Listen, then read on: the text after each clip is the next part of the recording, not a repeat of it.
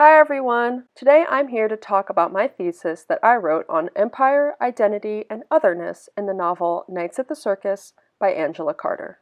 I chose Nights at the Circus not only because it's just an absolutely amazing novel, but also because there's just so much rich material going on inside it.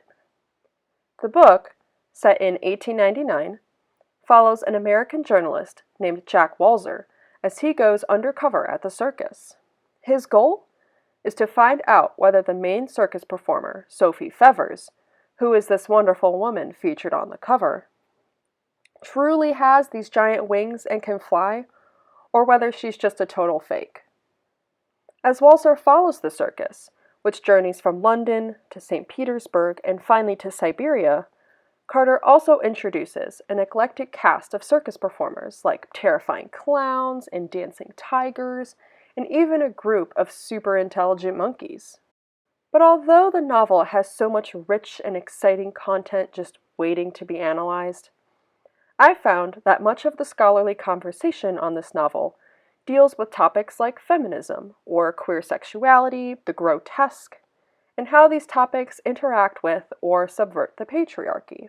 This wasn't a terribly surprising discovery, since Carter herself was a self-proclaimed feminist and leftist writer, and many of her books deal extensively with second-wave feminist questions of womanhood and sexual politics. So while these scholars aren't wrong by any means, I find that Nights at the Circus also has political implications that these writers, save one or two, hardly explore. Considering that the circus in this book is called the Imperial Circus, I became obsessed with the question of how imperialism functions in this novel. I wanted to understand how the circus, which is a place people often associate with subversion and disorder, wrestles with the idea of empire, which is contrastingly tied to ideas of colonization, control, and surveillance. In essence, what does it mean for a circus to become a microcosm of empire? So, because of this sort of gap in the Carter literature, I turned to various scholars, such as Said, Makdisi, Foucault, and Moretti, to research empire further and to understand these sorts of disciplines and structures that create these kinds of societies. In this research, in relationship to my own observations on Nights at the Circus, led me to discover that the novel actually has a range of what I call alternative responses to the question of empire and imperial dominance. Essentially, every character or circus performer in the book represents a different way of viewing or reacting to empire. Some characters actually uphold empire and support these ideas of colonization and control, while others attempt to liberate themselves from these ideas, whether successfully or not successfully. For my thesis, I chose to examine these questions of imperial subversion, or in other words, how do circus performers interact with empire? How do imperial values affect their existence within the circus? And what do any kinds of disorderly actions mean? In relationship to two side characters, I chose these characters both because they haven't received a lot of scholarly attention before, and because I find that their individual responses to empire really highlight the diverse responses that this novel offers. These characters are the circus clowns, particularly Buffo the Great, and a strange little girl named Mignon. Here, I just want to show you guys a quick example of how the clowns relate to empire in the novel. On one hand, clowns are often associated with disorder. They do really strange things and challenge the social norm. But still, the clowns here are performing within the imperial circus. So, what does that mean? Can they really be subversive here, or will they just be co-opted back into empire? When studying the clown's role in the novel, I noticed that they are often described in relationship to prisons and madhouses, or criminality, or insanity. As you can see here, the clown's atmosphere is literally described as a prison or a madhouse. This got me thinking about the clowns in relationship to Foucault, who also discusses these institutions in great detail. What I discovered is that the clowns actually reflect, or even parallel, Foucault's understanding of the relationship between the prison and the asylum and those who inhabit it. But what does Foucault argue?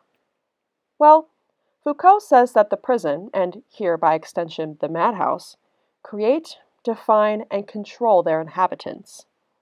Once you enter these institutions, you can never escape them. Ultimately, what I found in this novel is that the Imperial Circus similarly creates the existence of the clowns and controls their lives so that they can never subvert social expectations or cause any kind of disorder. Hence, here, the phrase a willed and terrible suspension of being refers to the notion that the circus defines the clowns' entire lives, and the clowns will never be able to escape the will or desires of the Imperial Circus to do any kind of activity for themselves. Here's another quote that helps exemplify this kind of relationship. The word irregular here is very important for us. Foucault uses this word specifically when talking about inpatients in asylums. He argues that they are not great threats to society and that their madness is not going to upend the social order, but rather they are just strange oddities who exist just outside of the social norm and therefore must be fixed or cured or assimilated back into quote-unquote civilized culture. Here, the clowns further illuminate this kind of disciplined relationship between the institution of the prison and those who inhabit it, as they cannot upend the social order in any way, but are rather closely monitored by the Imperial Circus. And anything weird or strange or violent that we might see the clowns do in the novel is actually entirely harmless due to this relationship. Unfortunately, I don't have enough time to dive super deeply into my second chapter, but in this section, I discovered that the character of Mignon is actually able to subvert empire due to the fact she undergoes a very unique Bildungsroman, or coming-of-age process. Although the clowns become trapped within the confines of the Imperial Circus, Mignon is instead able to form beneficial relationships with others and avoid becoming trapped within these disciplines. Still, although Mignon does succeed where the clowns have failed, Nights at the Circus as a whole remains incredibly ambivalent as to whether empire truly can be subverted or changed. Even as the novel ends in Siberia, in what seems to be a really utopian or liberatory space, Carter provides quotes like these to remind us that any subversion we see may not even be permanent. In essence, rather than propose one overarching solution to subverting empire, the novel instead explores many different avenues and responses, and some of these are successful, but some are not. In the future, I would be incredibly interested in seeing what other character studies from this novel might uncover, as there is still an incredibly large, eclectic cast of characters who have yet to be explored in relationship to the Empire.